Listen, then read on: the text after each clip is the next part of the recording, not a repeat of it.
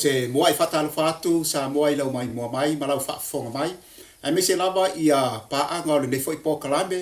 ai me se le mamalu foi o le atunu o la lam papa au tu e fia foi o le nei foi paneta po fe lava te fala langi o lo e mai mua ma au tu le malo si o nei po kalame whatalo whatu swafa malu malo kriso matalia fia tato uma whatalo nei po kalame ma o tato o mai le siwi o nei fa mo o le sona lo tato so ina tu so falinga ai me se lava ta pena ngor so fu fale nganga mo le aso ma le taimi o tau lata mai ia e tata donga ma fa mo ia be ia tau lunga o le nei le sona e toi fa mausali ai fa mai o le fa tuanga ai me se le fa tariatu ile aso o le foi fa lua mai o le tato ke riso mana malo e ala ia na folfolanga o le talo ia so ia tato awai fa tasi le so ina nei le sona awa o le tau lunga le mo le fa mo le o le au kersiano a o tali ngā foi ma baba ia tu fa mo ua le o toi mau o te wala ulia mal fa alo ia sunga ia Chris mo tato talo ina ia fio mai nga pa ia i le tata ina nei foi le sona fa i o ne kwata mato talo lo mato tama langi Yesu ke viso lo mato fa ola ia fa peo na puleo mato loto le ia le tu le nga pa ia o le ma fio mai na te ina i mato upu mo di uma ia wani fa pongi saino mato mafo fau ma fa pongi saina fa longo tangata le ia le tua ia matala la mato fa longo matala foi le mato va ai le ia le tua i fa ma ningo la fionga ia o mato talo to i la so swani le ngang pa Yesu Kristo lo mato ri fa ola amen amen mo lo si le fia ile mai moanga le nei o lo tato baba ai ile su so ina mai le kwatalo na lua nei sauli ulinga marta penanga sa tato baba ai le ngata le amtanga tu so falinga au la tato fa wina ni fai tawe sinin tawe tu so falinga mo na to fai upu male fina ngalo le atualo mo moli mai ai le fa tawi le tangata fa tali mar tangata tapena mar talia ina le nei au moli ma o lava fai nga me lo langi nei o lo o mate fa me tai tai le ete la ngono tangata fa tawi le fio mai o Yesu mai ese fo ila la tantunga mai abe ese amanato tangata le fio fa lo mai o Kristo pe tai o le so la tawalunga matato baba ai o la amoli moli mai fo isunga to ina nei foi se moli mau mari tu spaia ele o se moli mau stangata o le as fam talanga o fetala ele tu e fata tau le tau nu unga o fainga mea i lunga o le paneta mai o le sona wa mavai sa tato baba ia i falinga mta pe suma fitus fun male ono ia mas fun male lima ile mta pe suma fitu to si la fiai o afia ina foi tu langa o mala fitu o lo fam tala ina ile fa sala ina le fine tantani ma na fam talanga lo ta otto i tonu mta pe fun male ono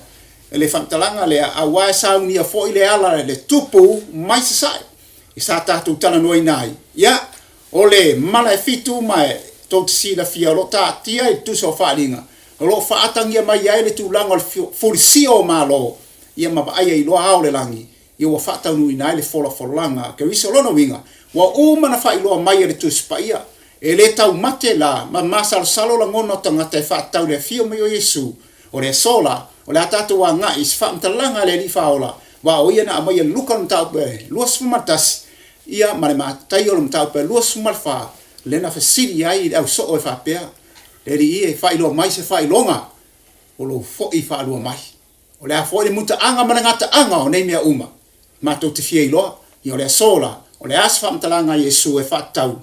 ele ona to e fo i fa lo mai se tatu baba ai le mau lo fa autu ai o tatu manatu foi ile fai unga le sona ole nei foi kwata ya ile matai lo lu sumar fitu se tato fa tau fata se mai ile tato mau autu le nei foi paias wa e pe ona emo wila isae mamala mala matu ai sifo e fa pe foi ona sau le atali o tamacha e tawo tele ya le moli mau lo fa o nai manatu le so o afam tala ina Yesu a o tupu me tupu nei la langi o le fai ungo fai nga mea leo fa mtala mai e Yesu lava ia o le mea mua la ia lo langi nei le ngata o me tupu o fai longa ne mua fa mtala le tatu tala no ina e mua fai longa fa tau i perfecta pero nei fa seina tatu fa solo mai ala ile o nge fa ma i o taua le o tatu baba ai e sio manga ma tatu panet ua le toi file mu le laulangi le taimi nei i me tupu mawari ari mai o fai longa ia o le fo i fa lua mai o keriso peitai fa matala Yesu fa i palua sumar fitu fa mai e pe ona emo mai le wila mai fea mai sai lono winga la e fito i tonu na fa mtalanga lo tu so fa linga mta suma lono len tato su so ina vai aso mbai mal fa ma ninga nel mata yo luas fu mal fa i palua sumar fitu e emo mai le wila mai sai lono winga o lo fa tu sei na fo i fa mtio le malo o papa nia ele tupu leo kuresa e sau mai le tu sai lono winga o type leo Yesu e fa mutea ina o papa nia lono winga le fio mai fo o Yesu e fio mai le tu sai ma fa matia ina ai papa nia fa le nganga pa ma wala lo le la tatu tala noina ala sunga ta vita se ya mai lava ya tulanga o le asa u fa mtalanga le wa o le fio mai Yesu lo fa tu sai na le wila o lo ta tanga te te ni uma fa mal malu fa le langi matato baba ai le wila ai ye di fa mtalanga ta o le se i mori a fa fo mai fo i mal mai mo mai de tato nu ni fe ka ngale ta ya alo fa tai yo te lo ala na fa tu sale yo mai so bepe na emo mai le wila mai sa se yo sifa o inga le mala male pal malo si te le melo le o le wila no wila pe a emo le wila te fa lo tu lo ti no le pe spaka mo le mata uti o la so le la fio mai Yesu o le fio mai Yesu le fio fa li lo mai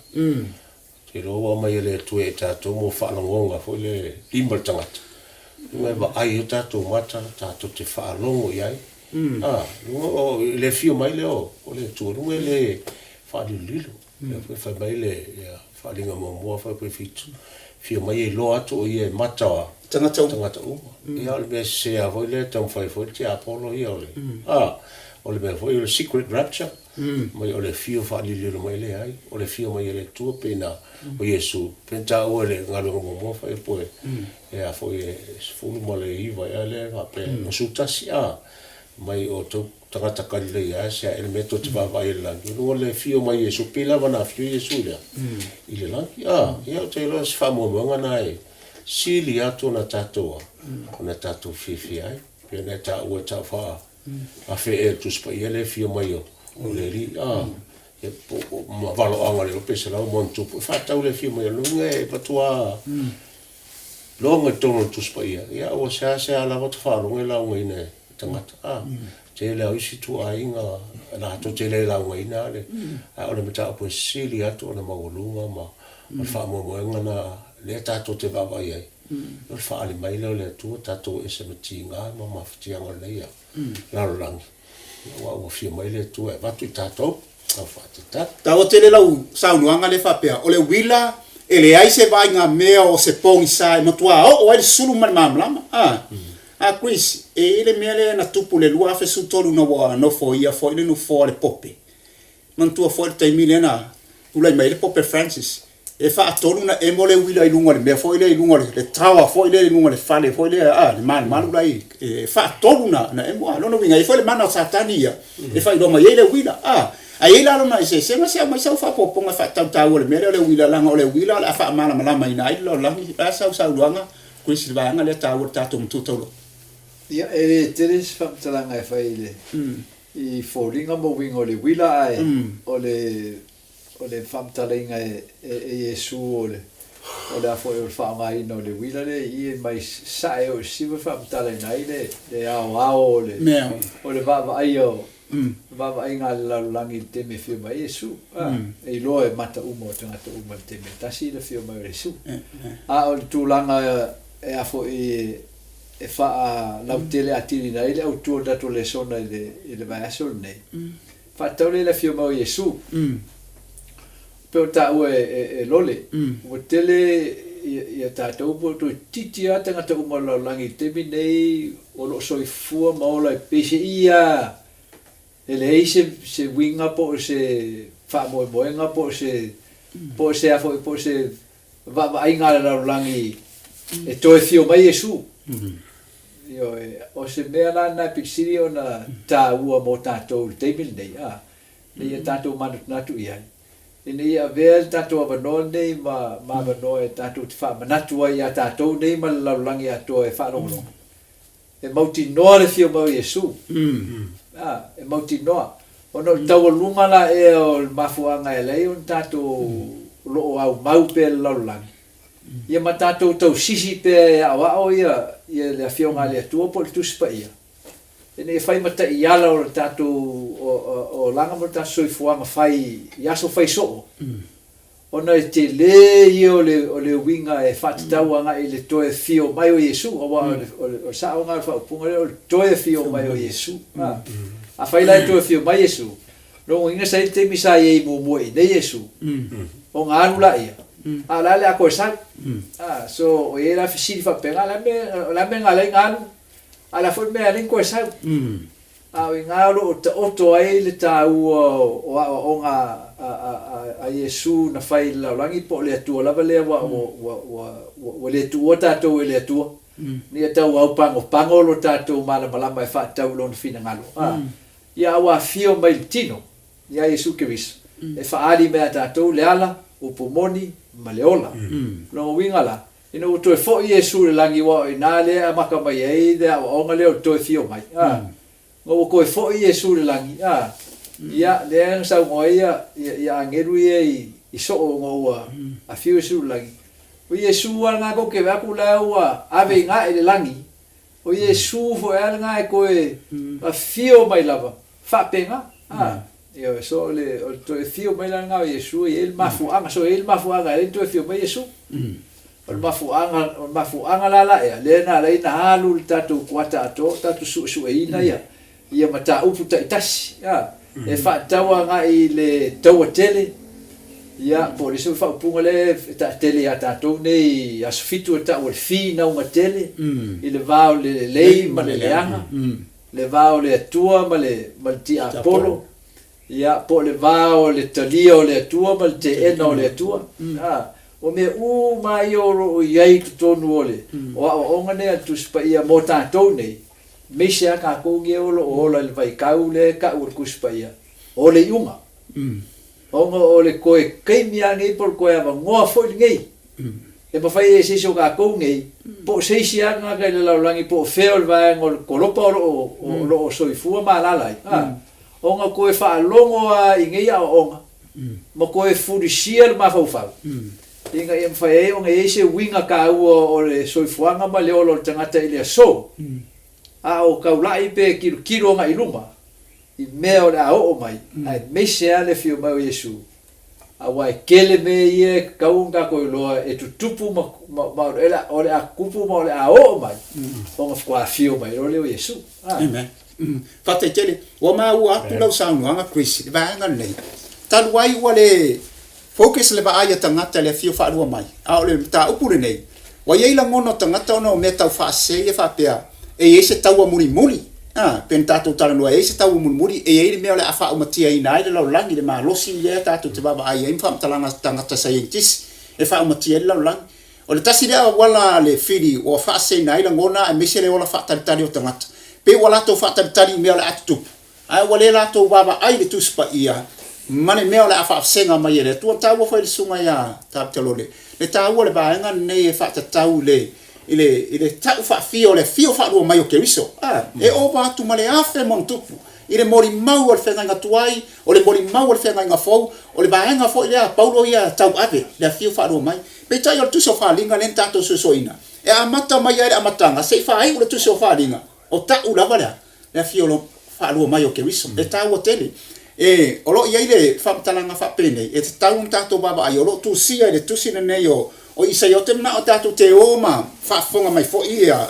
mane mai mo mai datu nu ia manino ai ia le mata le vai e motu fo le pa o si la fia fo tatu tu nu ma so ingo le sona nei wa levan fa ilo mai ele tu anan perfecta isa ia le me ole atu pu tatu lo langi ma fa nga me le tu al planeta nei o te mana o tatu va ai de ta o sfuma todo tu si o isa ia ona tatu va ai de le fa upo e ono sei o fa upo iba o te mana ia tatou fai tau fatasi fa mole lava tatou te a mai ina ia fai tau nga masi tanga fa tau me ola atupu i le taimi fai u o tatou baba ia tu le aso le fo i fa ro mai kriso fai pe ono se yo fai pe iva a mo tatou fai tau fatasi ia ina o ia a wa la tala le aso iova E o mai e pei o se malai mai. Le o malosi umala. O le mea le vai ai lima uma. E wha vai ai foi loto tangata uma. Ona rātou atu vale ai lea. E maua i rātou le pōpua ngā manifati ngā. Lātou te ono foi o fine a whanau. Lātou te whiwhapa ai e tasi e tasi. Ma whenene ai. O lātou mata o mata afi mumu ia. Whauta, o lo sau le aso i owa. E ngongolo i tōta mai. Matu sa tele. E whai ai le nuu ma whatafunanga. Na te whaumantia fo te ngata na sala o iai. Waila ni manino tele whamtalanga la fionga le atua. Lono winga. O le mana valo ia maia. Le aso mana taimi rea. O le whamtalanga la, le aso le ta ua nei. O le aso le puapuanga. O le aso la matua wha vai ai ialo. E whamtalanga le ta ua i lau sunga Chris. Le whamtalanga le whapea. O le atu vale loto tangata uma. E mana tua foi le mole mau le tusi dea Ioane mta ko suma fafa ko mo tau tori. Au le atu vale o toa. O to lo to sila fia le Yesu. O ka ngaka ku puro se bea o pole lo stress. Akwa vale. O le mele le fam talanga. E le ko e mau se vai fo fa me fam talanga tusi o Isaia. O la fa sa ngata la baba ai le tasi. E pe o le fati ngale finia. To la fa na mai. No winga. E ta ua la vanga le kuise mai ia sa fa matalanga le vanga le ana mai fo le fa poponga le sunga ia lo le fa tau e fa matalanga le tu sei e lua ia vanga o le larolangi e fa tali le fio mai Yesu pe e iai le te bia fio mai Yesu o tasi vanga e ta ua o le vanga e o atu le malaia o desi vasenga e tau le tuspaia o e o atu le manuia. O le aonga lana. E whaisilu tonu lava na i le mafuanga e alai ona ta ua le le upulea Yesu o le atu tumale o tau loto. Inga ia mawhai ei o ngā saungi kako. Ma ku whai la o le saungi no hunga kaunga e loa le saungi winga e kaunga whenga i maoe te kaunga whai. I se me tu mai ian whamai leo o le fesilia au so o vai Yesu e fa fenga ma ko lo le ala e fa mai Yesu o le ala o o moni o le ola a ko a lo fa mai e kau ko sia upu ko sia polo inga o le ro fa mai kau e nga ki ko sia upu me fa pena so o le onga e fa sino tonu lava nga le upu fo e na mata e fo nga luenga e su ya ni ko kemo a le ko fa nga fo winga kanaka e le sao kwa o ia le malo le lang so be uma o nga tuspa ia po o nga le tua mo la lang e fa singo le nga ile ave ese o ka ko mai le si o manga po o le la lang i u pu le le sala ave ka ko le kwa ile ngofuanga po le si o manga e peia o ngai a makainga lo ka ko soifuanga ma le olanga lo ka ko ia ile manguia o ngoma lang sala o menga e ngau le tu fa fo e tato e kusa la ma o ngal kuspa e ka ke inge e anan ko e fio mai Yesu inge fa ka u na folfolanga la ave ese ka ko ma si o manga ua pule le sala o le si so ka ko fa ko sa mai ai ia ave ka ko ile ngofuanga e fa e o nga ko e fa fo i ka ko le tua ile si o manga ile ko mo ai la le sala pe o pule fa mai fa dinga le lusu ma tasi no fa o lusu ma fik ele sao tu lava i ai se me le anga tasi po se na te faia se me inosia po se pe pelo na o la to lava o e ua tu sia ile tu sia le ola al te mai mamoi ia wa era ko por kusia ko mai mamoi lo winga wa kusilo wingoa o nga ua e kalia le malingi o le toto le mamoi le tu na fasia o Yesu le e kongi o laila wangsala na winga o fiu fiai ia lo le mafai o se me ko e fa ko ila ro ila sala awe kalia inga le manga ma le malosi ile fa kua o le mangu malo Yesu ile angsala e ke mangu malo ai wa e mangu malo ia o nga mfaidanga e ku le aso e boile wila le nga bakel ka kalonga ai ke re ke ia pe ke fango foi pe a pai le wila ia ke wa e o ke mi o le fio mo Yesu e ma kwa ma ka kiela so o longa maka ukia la e pe o ka fai ka winga i Isaia e maka ukia o le mafui e rai ka mai fo e le wharinga suma le onga le na ka ua ka po susu ia male kulanga o le makua i soloia monga pe o le iloa monga po o sola ia kamai moku o fa makalanga ume atu spai e ka ume ia ka kou le makua manga umie ka kou se malosi kalakuako o le malosi fa kangaka e inga ia mwhai ei o nga wha sauinga ka kou ma wha sau ma whai ei ka kou o nga ka kou ku le aso la ea nanga fa pengal ka o kio naso so a ola ka ko ma fa i le aso le mo nga winga ia fa kala bel tu speya ele inga ia fa fefe ka ko ai inga ia fa ala ka ko e ka ko kilo apo fe mela ia ka so fa mo ka ko ola fa le aso le aso po ka ko ngau i la fio nga le ku e ka ko ke mo wai sa winga po ka ko ngau i me e pupu i ai loko fa le kingo o le olanga ngai ele ai se me o nga me fai o fa sa wi ngai ka ko le naso so le winga nga be e botato nga fa maka fa penga ka ta tele lava le wo ma wa tu la sa no nga le tio lava le au pele a me se la fa fonga ma mai mo mai da tunu le tau o le sona kwata lona lua ne o ta pen penanga mar sa uni nga a wa o le emo mai o le wila le tele tangata wa mali liu i mala ne yo mala fa natu ai me se fo ile wila ma fa le ngai ne ma mufa ale emo mai le wila mo lo sila fia malo la tunu o la fa mai emo mai le tu sai lo wina pa neta nei pe o ta milonga le la o isi me pongsa o isi me malam ale emo le wila e mala o mai ala la lanki o le famtalanga le Yesu o la i lo o ma tangata le emo le wila ta wo fo ile la sa unanga kuisi ta wo te le mele nei o le mafai lea le tangata ona tu atu le aso lea a walo fata otomai tu se e se o mta o pes furu ma tolu fai poe ono ma fai poe iwa le tūlanga o la iei fi meme ai ma le atu male o tangata pitai o le tani famtalanga tu se o tani eru mta o pes sulua fai mua lena ta wale tu se ai le ia suafo i la tau o sauni mata pena fa mai o le fo ia so tu la iei meka eni e la vea ina tangata lona lona winga la le tio fo la o po Yesu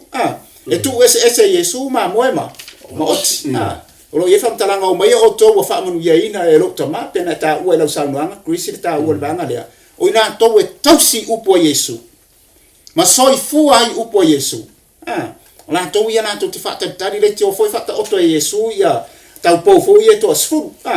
ala sungai me sa mana tu fa por banga le ata tu tele se e fa ta ta u le fa mi anga le ta ta la apostolo Paulo ile fa mo e fa tu tuanga menuia ia te lo le pe ta o sunga Chris e lo lava vai ngo takata o le au fa o la ina ma le au le fa o la ina e tangata o sustai ma le au le sustai e te fa popo te pele o tu sila se fana ia le ia talanga fa tau ila awan mi le anga ma le awan mi ton se fana ia mo poi sul fa sulim subola foi tau to tu mai o lo la talata mai la so tele o iova e lata mai lava o lo matua tele vave mai lava o le taalili o le aso iova e matua tangi a we ele to e fai le aso ma aso le to sa o le aso popo nga ma le tinga o le aso le faatafu na ina o le faanga o ina o le aso le poli uli ma le pongsa o le aso e ao ma le fa malu o le aso le pu ma le papa o alanga i le taua e si ai no fo olo atoa ma olo maurunga o le aso le tangata mi o le anga te lo fam sinonga le mo la to ma to a fe le vai e vol tu se fa linga e ta mo le to o le la lo va no to ma tau tia le e fam sinonga le mo tangata mi la le aso le fi mai Yesu le aso le deliverance la inga le tu le na to fa ye me kai tu e me kai le la vea ilona no o famani anga le mo le sefana ie lua fa mo e o to o bela o tangata foi le o sustai ma no fa Yesu le mai o to fa poto o to ina fa poto ina ia o to le no e mana o mia manu le fa na mai le pule o lo ma vai atu le aso pe o puto saito Manu ele o mai le to sa tele o Yehova ya te o tau. Manu ele o mai ya te o tau le aso le to sa o Yehova. Mai fa tau. Yo tau sa ili ya Yehova o tau uma wanga balu o le ile nu. Oe o faia la na fam sinonga. Yo tau sa ili la mi o tau. Yo tau sa ili la nga malu. A tau le lilo o tau le aso le. Tau sa. Yo tau la so polanga le mo tato. Amen. Tu Yesu mo ai. Mo na tangata. Ya o tatou la vai ngo tatou fa longo mo tatou. Tatou nga wai wa le la o fa lo le aso wa la tamai. Ye o la tamai la. Ah. Talu wai la sunga lo le serta wa le vai ngale wa e mai ande. Ah. Pe fo le wa e so inyale manatu le wa mai le sunga ya Chris. Ile mamalu le tatou tunu le tawo tele le mene o le fio fa lo mai o ke viso. E o le tapen penanga marsawini nga wa le aso ele o tangata uma me fanyo na to tu le tiola le mori mau le fa mai Yesu le kale se foi le latkaya e fata watu le vai mata ya nini ai mata ilo ai le la ba a mai le off wai e pe ya fam talanga foi Yesu tele on fata oto e tata wana off tangata le off tau samanga pe la le ta wala usunga lo le ese ta wal mele e ta mo ele to ele le la ba lo no winga le time nei e tata una e mauti noa ma o loa wai ai le ofu e mawhai ai. Ona e mawhai na e tu watu le aso. E tawa tele la vai ngande. O lausunga Chris. A o alu pere sua soinga le sona nei. O le mori mau nei o tu satanieru mta upelua. I le whamtala ina o le tupua le na whamtala ina. Le tupua mai lava i lunga le ulu le tupua se ta urara to mai bai. O le whamera whamtala nga tanieru. Le ta ua le whamtala i luma o Nepkanisa. O le maa i le toa fia e lima stangata. Nga ta vale mai mataia ai vai o tupua manutiriri. Ia na peida o puti o saito lele lea le matangi le ta ua ne faitau se fana ia le faitau ne sunga to ina wa le ise me mau ai a o le maa lalia o le atu mau lava se mai sau fam talanga ta ua tani le wa le mai fa tau le fio fa lu mai ke so wa au nga uma me nei le fio mai Yesu o me uma e fai le atua e fai to tasia le atua e lona lava fina ngalo tuto tasi e fai fo lava i lona mana ma lona marosi e na uia e afo e mafua mai ai e me uma e pe ala o fofoama e fa pena fo i le aso o le ri le fa sino e to fio mai o le fofoama e le se me astangata na fai ai o le mana to tasi o le atua na fai ai e fa pena fo i la le fo i la so le uma le fio mai Yesu ele ai ase me tasi me fai stangata so e kukusa uma ka o le langi ke me fio mai Yesu pe ke anga ile manguia po le malaya e ke manga o mia inga lo sa u ile fio mai Yesu wa ale sa unia o ele atua e ke le sa o na ka mio como me fai fango ile ile fio mai Yesu le makaukia ai sa ungi no mo wingo sa ungi o ele atua a ele saungi foi longo wingo o saungi foi o ele ko nga ele saungi onga langa o filfilinga fa ia i mei so el filfilinga la tato e fa il kemingero ka ko wola nge e fa lango ele tali mai ele tu ia tato so le o le moki mo le aso le o la foi o le fio mai Yesu pe onga mai kangi ele ai a si ma fa ngon ka fia ele fa si singa babau ele me fai ni mea o kako fai ele so ma vau le fio mai Yesu ele me fai ese me kasi ai o le aso e fio mai Yesu e ka ke lo ma uma o fio mai Yesu amen so pe o ma ki ngoa le afo de ma ka vale mai de miki nge ka ngesa e kai ai le vai o kupua mon ka mai vai o fa singol o fa kusanga o keimi o ka ko ola ngai o wa o le vai o kupua mon ka mai vai o le unga nga o keimi o umar keimi o kupua o kanaka so a kaurola ila lo fi vai le ma lo winga o umar keimi o ai nga kanaka o keimi o le kua o le afa o kia ele tua le ia ma lo le la langi ma fa ma la langi mai ma lo lang pe ma mai ele miki nga ya ngepka ngeser ka ngelo lua o ma fa o kia i le o le aulo o le a rio o le apa mea o le o mea mo mea o winga o le a ka nga fa mai de kua o ma kafi malo ma wa ko pu nga fa singo nga i malo fa la langi so le a fa o kia ma lo la langi o malo ia le ringa fai ngo malo ia o fai ele ngaka ku por ka ngaka ia ko fai ngo malo nga ile si fa ringa lo lua ka nge i be o mang fe ai wa mang fe ai la ia o le fa kusa ia o malo sa wa ya le nga ringa ka o mang fe ai o malo sa wa o malo si kaua o malo ma ka pe o malo e fa vai lo la ko pulenga i lungo ka mau ainga ma le puleo ka mau ainga ia ai fa ki nga ingal ka ka kiki ma ia mar ka ka fiola la e ola i ko ngo malo la ia me nga renga ka o le mangu fi ai malo ia so malo nga le fa mai le fo le fa linga nga via ka ngelu e kai le ma e de ko fieng i lima no winga o le ma o le finga ngalo ku ko kasi o le ku e sau mai le langi e kai ma fa o kia malo mai ia inga in fenko e fai le ku le langi fo ma le lalo langi fo e pu le kasi le ku le pu le ami ko e ai si o ka ko o ia i se o i fo leva pe o le fiko i po o le kusa le le fai ngo ka ko i vai ngo le ka ma ainga po le vai ngo le monguia a wa o le ku sa o mo ko mo fa singo ngo mo na so menga va singo ia le si vai nga ka ko o ka su so fa ta lo mo mana tu fa popo mo le mai la tu nu tu sai mo fo i mal final fa alia fo i le tato le sona sunga ya Christian mesele sunga ya tato le tau le mele nei wa soifua ma tato wola i lunga o tamai mai vai o tupua o taimi fai o le wa tato wa vai atu nei le maa e ta vale mai maa le ala usunga le ta lo le fa mai ta vale mai lunga la le maunga lono winga e o le maunga e sauni me ma lunga o le lunga o le ato o le fio mai o ke wiso o le maa fo e fa asino ia Yesu e fa mera fam talanga tanielu ia o le fo ima o nuti li le tupua o le atupu ma fai mamalo tele le atala vale mana tu la vale talo Yesu le talo en tau pe e ono lo ma to mai o le lang ia pa ia lo suafa yo mai lo malo yo o mai malo lo winga le malo le tatu fa tata di da so fi mai Yesu e fam talanga le fam tala ina ne sunga ya Chris e ta o tele o le fio fa lo mai Yesu ele ai se mea tangata e fai ai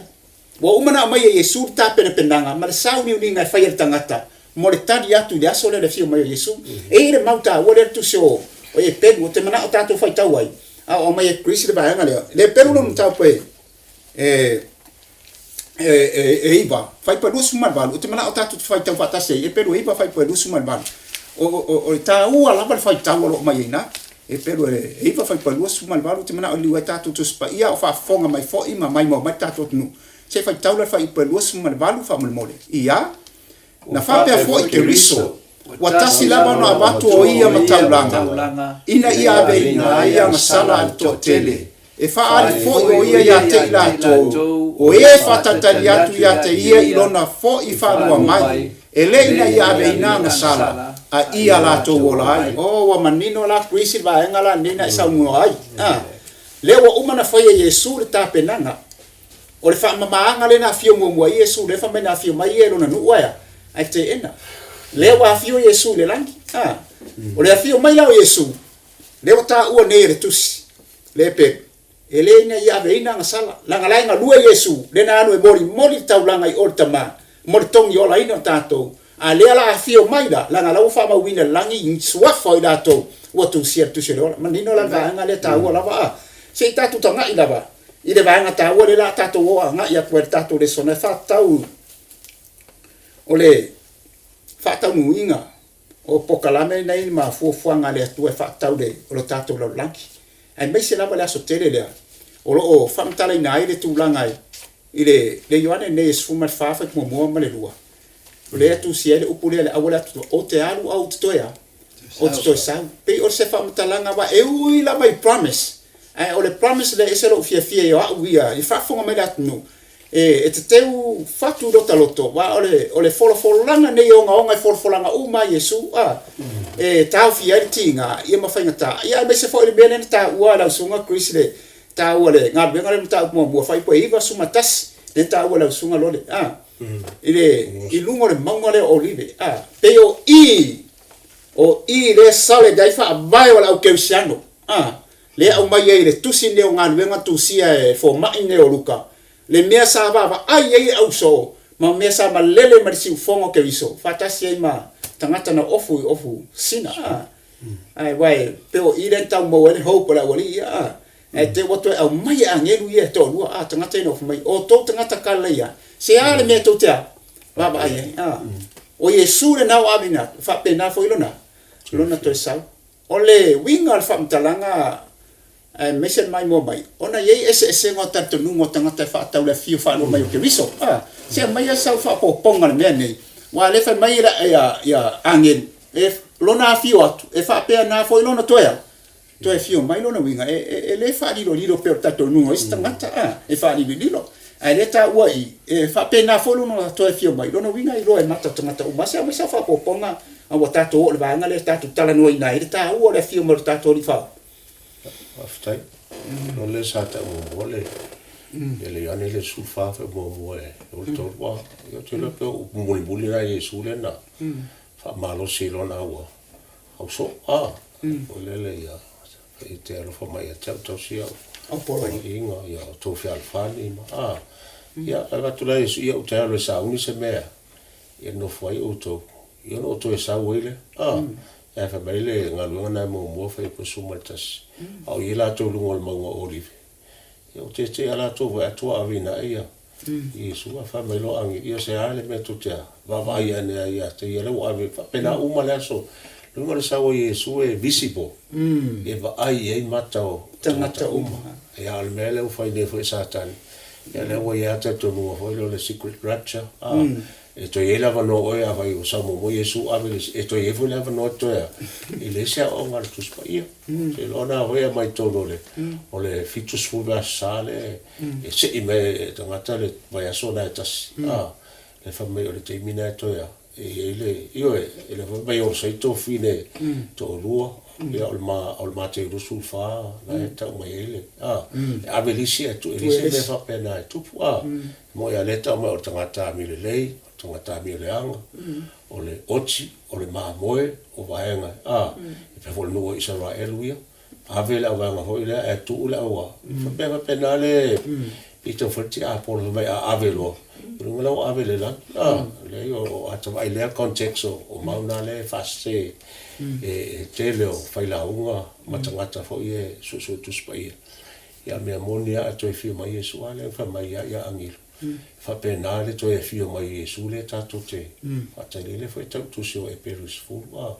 e le tuai e le fa tuai mai lava ia le tu o va mai lava ia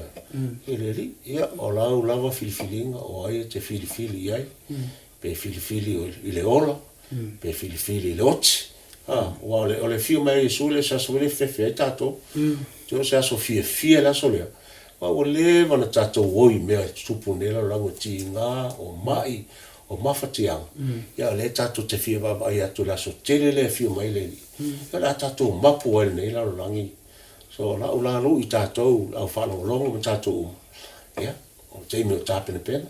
tau nei le malo le tu e tono loa o lo tangata i fata tali tato mo le malo te le o le ste o fai to le o tato la lo le tam mai va tu po penta ue e Chris yo Yesu wa le ma pe le ma ale na tu se tu la fono o le ma ale na malo ia ta vita yo le ma ale na le na no se ia ta ula ia o isi me o mo yo me lo se yo me fai tu pu o vai atu la le na malo ia le malo le tu o le malo e fa va e fa va fa io ela si sulla le fie e te io voleva no ta fie fa na o fie e na malo le la va o le nei o la polonga o le sala ti nga fie li stein fa no li stein ya le fo la mai la va e Yesu va fo la mai Yesu se be mo ti no a ta uma ia le uma tu te lo fa mo pensa o foi Cristo te e to ya tato ai fa mal sino o le sa o fai lo e o la si meta tot fatta tali fatta tele la penam sa meta to mo fiume li fatta tele foi mo le timba inga mal fautuanga mal fa poponga foi le so Chris o le fa mtalanga le tu sia le tu sin nei o Tito e pe e unga uma fa mtalanga le apostolo Paulo le Tito nda pe luanu fa pesuma to o lo fatta tali atu tato le fa tuanga e manuia o le fa dia mai le o Cristo wa te rei lopo le ase ba ai ara tangata lo langi a mese au ke siano ya mese fo fa fonga mai sa moa a walo tato sanga ia ma fa fita uri ma fa velave o le oti o le taimi wa taunga le mu o le taimi fo wa le taunga le mu al fam talanga le tau fia ile popore ma le toto asa mai sa fa poponga fa tau tau le fam talanga le paulo fa tau tu se tito o winga yo le Ona foi o tuspaia ma onga ane tua e ta tuspaia o la fionga ane tua. E fe so tai uma. Ele motu ese ia. Ia le afo ile fa o konga ma le fa ta tianga o le afionga ane tua po tuspaia. To fa mana tua ila ia ta to nei. O lo tato tau sisia ile tuspaia. Ia ona mai ele tono o tato susu na le fa tau le fio ba Yesu o le tele o le lalolangi po o le lalolangi i vai table nei ua vole o toe ba ai te tu spaia pena masani ai o le fio ngale tu o le fa vai le o le ngaluenga tina ina o le lu po le po tangata o le tu o le lalolangi belo tup wa manuia ta fengale alti apolo e fa o matia le tau o le fionga le tua il soifuanga o tangata o langi e ala foi lan manuia le ngaluenga alti apolo na ngalae o talia el tele o tangata le ia le ola masani la e o mafai tangata ia ona soifua mola e o normale ma le toe mana o mio le tangoatu po le tausisi le fionga le tua e fai ma fa vai o lato o la fai ia so fai so ia o tato tau nu il vai te mio le o so ifuanga o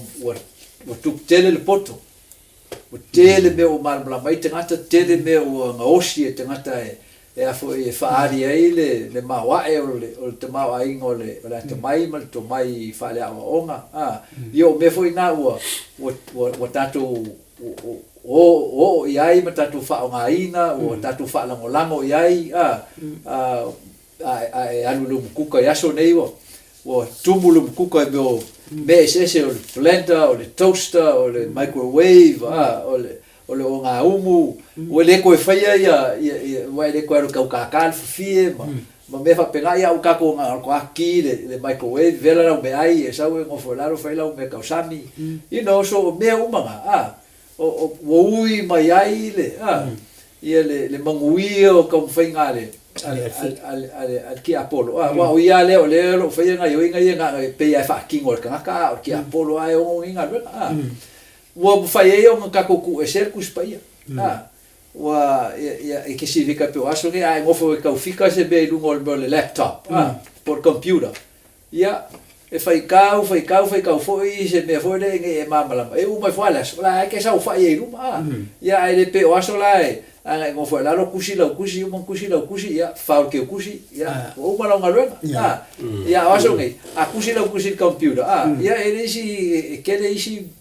ba ngai o ingor computer ele mabla ba e ngai ka suele pe fa fenga fainga pa ole aka mai nga o kero be eu ka ko e on ponge o fainga ese ka o kuspai o ka ko o ka ko kuspai ole ka le sia fo ele e fo e ka o le ka le sia le tua ele kasi so nga fa la popokonga fa ke o ka ko le ka o venga le ngole o le e ka sia sfito to e fio mai o le ngona e fa ngoi fa la popokonga o le ekalesia le kua le nga fa solo mai i au nga kupula o lo ke we le kua le o nga fa pikole fa ka ngai sa pakias fiku ia marco e fio mai o Yesu ia o le isi va nga le ka pe o me kukisi o me kukisi la ia le o nga ka u fa ka ngai le o la fa pa ia ia o isi e ka le si por le ka si papkiso la i ko le o nga le papkiso ma le fa kofu ele o fa kukuru so ba nga o le ka si le ko so le o le mai nga la o le fio nga le ku e mai fa pena ele boku solo eso so o mala pe fo la o le o nga le ko fio ba Yesu e mangingo o mai ia ka ko o le boku I kausanga ua mawai se i o mai kimi ngai. Ua maulu mai a o nga se whakaikeinga. O ko kelo ngā ko wala ko le koe whakauinga le koe whio mau Yesu. Wala ko kalinga le a o nga lea. A oki kamaka. Wanu le lang. O nga vele o nga ngā mabea wale koe ka ua i kamaka mua wale koe ka ua la le mafofau i le whio mau Yesu. O wa ala mea la koe whio mau Yesu pa whape o lau i le langi uma kako. A whape ke oki ma e anu le langi. I au sawailu po pau. O lo uoki.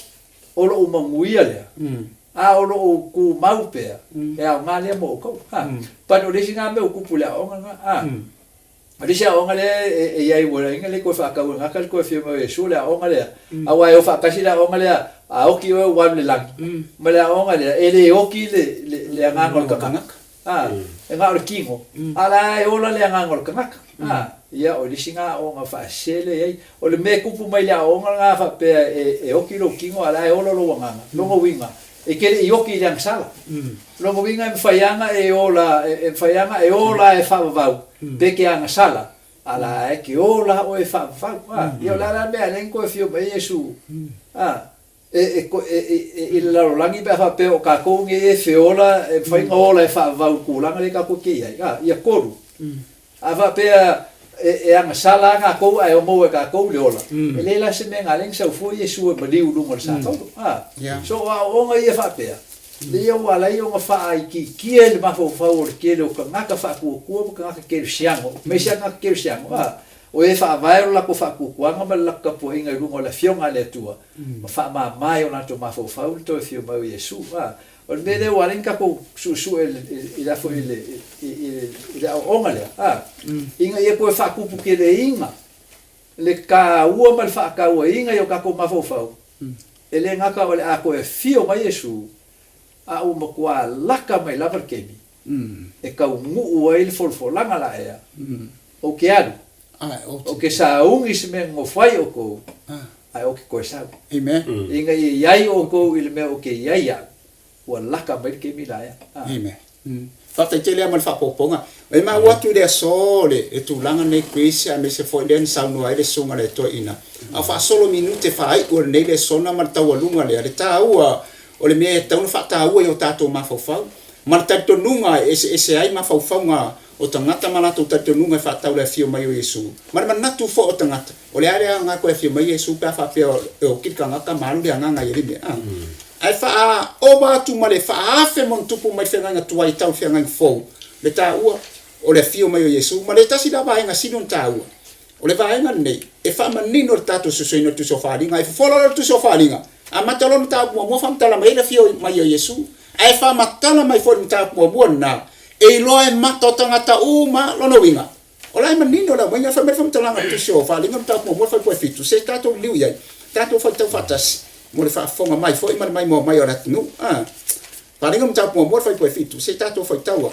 Whauta, o lo fui o mai o ia, mau, e lo mai, fui o mai, tangata uma, e tau whai taua.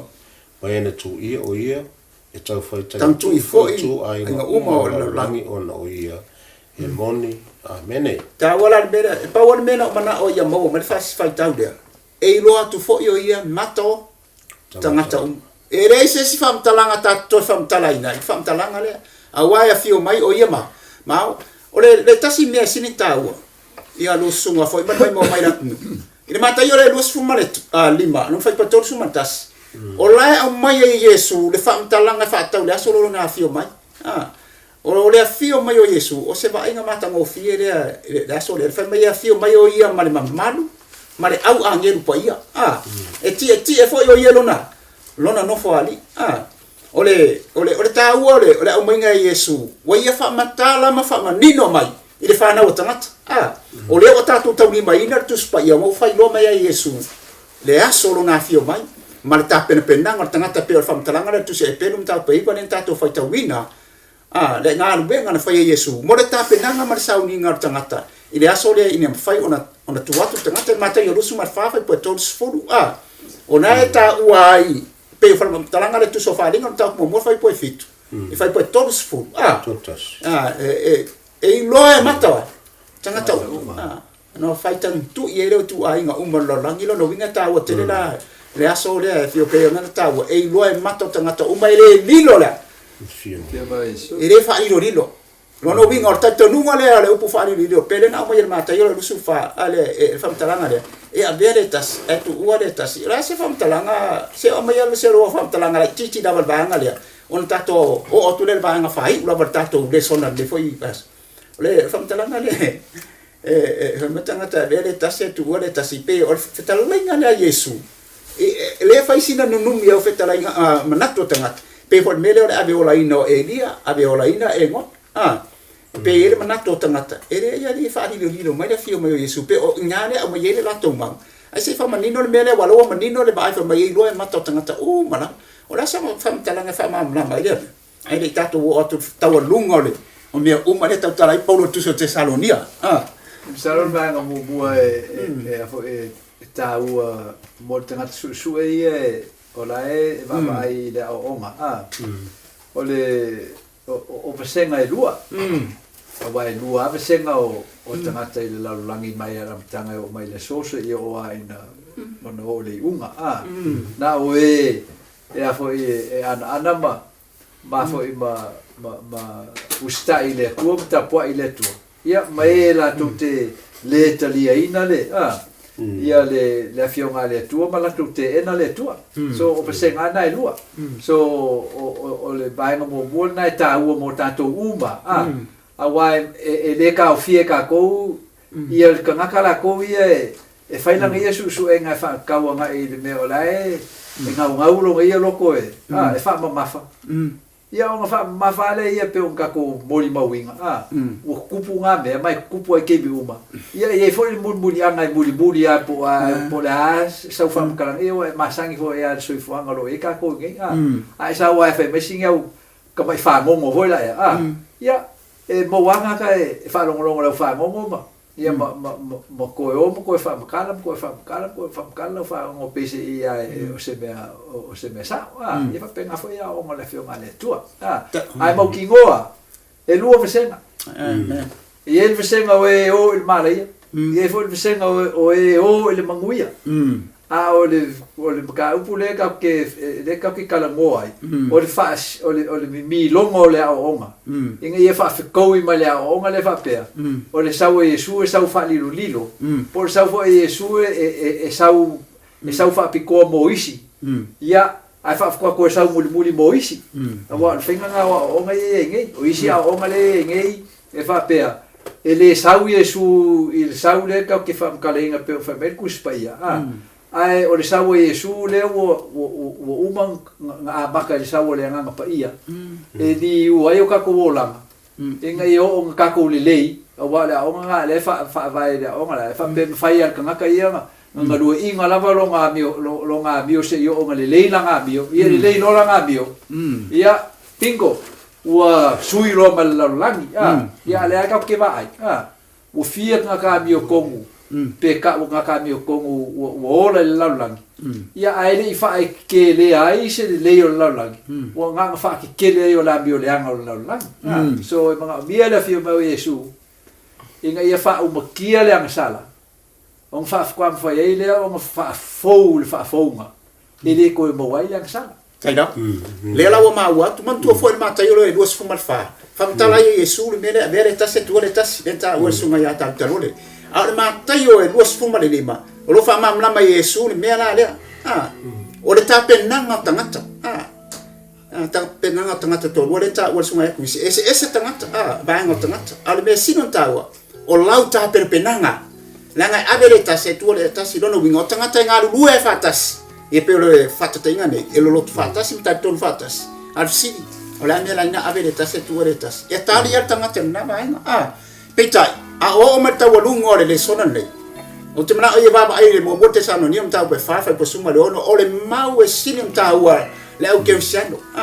o ile tali e fisiri o mama po le tanga te le oti le tusi le mo for con nitom ta pe suma lima lo fa tala i apostolo Paulo le taua o le oti le fa manino e Paulo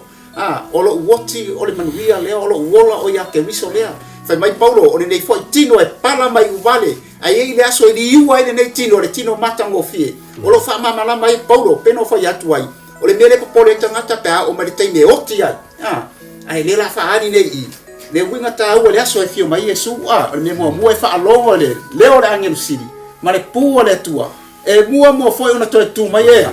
wa oti o ya Kristo lo no winga la se ta o me la le wa le fa na mai la sunga Kristo ia se vai nga muri fa mo le lava la sunga ta lole na minute to e sinau fa popo mai fo ia masunga ya Kristo ia ona fa winga le tato le sona minute e to tato proclame le na ta o e lo lava vai nga takata o le au fa au ami tonu ho le la ola mala au ami tonu le yot au ami le anga le ola au ami le anga le yot ola au ami tonu la le ia te salu le fa sulon e fio mai o ia male angi seli male puore tu mo folanto tu atu e woti a Kristo ola au ami o le le yot e fa tu mai le tu suyo la to tino fa tasi mala au ami le ola e no fa tasi le la to tai mai le aole la no ta su nga va se nga sa tani le fa sa tu mai na sa fio mai so se bea po fe sa u fa la banga la le fiot o banga le oti tu mau la vai oti la wa mi le la le fiot ale mai fa di nga la to te ala la ngai I maunga papa ya mafuli mai ia mafuli mai tanu mi ma to ila si da fanga le si fanga ai se ma na la la fa la ina isa fa hotel ma to ri le ma to fa te tali ale o fio mai te lo se mana o se ava no asili na mo tato la suye yo tato tino ile to be tu sis fa o to ina mo no tu to e o mo la volo tino tala o mai le io tino fo ile pan o tino le tato te o foi nei ma tato il termine tato io tino e pala io la sole fi mai le ri va me mai la io la suye yo tato tino tato tu pule mai e tau sanga hafe e se ta o tele vanga le wa mai sunga ta lole o sina fa poponga la titi la vanga ma sauti ma inga fo le mama la tunu le sona fai unene o le tele fa mtalanga apostolo Paulo lo fa mtala ina ile ta o tele la fio fa lo mai o Kristo o lo ta fo I Paulo fa pe ia o le asuia le nei tino I wale le tino matango fi o pio le pero le wa I ekalesia na lato o mai le fe au nei le fo I fa lo mai o Kristo na excited na focus ai lato ba ai o lato upu tau roto alea le baba ai fo le tangata le teime fi mai su pe tai le teime o tato yai ma tato fito tonu wa lata teime ta vale mai ma o le asa fam tananga ta o te o tangata ai moi au Yesu le fa mai Paulo ola moleri au ti fo I moleri Mauti noa level to tu. Le foi na le na ta wole mai nga te saloni mo ta po fale le fio mai puia fa mai a wa fe I fo mai le langi le li lava. Male alanga. Male le. Ya sa fa ila Yesu le va le fo le fa te inga la il fa tu mo ona salo. Ya ona alanga le o Yesu ina o te aso e fa o tu maulasa. Ya ma tu mai la salo. O le fa maoninga na ale to e fio mai Yesu e alanga ile leo e fa longo e te ngata oti o ya Kristo ile fa ko ku mai so le sile va ngata ua mo e wa ta oto nei tu mau la to a inga ma wo mai masa o le fio mai Yesu e to e fa tu mai e oti wa na fa pe e a fo e le ko ku mai e woki ya fa penge fo ele ko ku mai Yesu ya mai de fo se winga renga fio mai Yesu ya a ole fa mauti no nga mai da fio ngale tua male fa te inga ola la vai Yesu la to ya o ila la fa natu be tato eta uolan folfolana o te to sa ile mai mo mai man fa fonga le atunu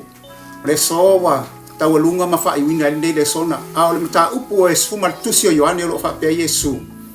o le fa tua mata ton ya te ya e u lava na otio ya ai ola lava o upu ya na malele mai fonga le fa ola ya ma reta le fa tua ina o Yesu o ia o le ola lolo winga e manino foi la fa dia mai le tusilo te salonien tatu talono ina e mua fa tu mai e woti o le alanga Yesu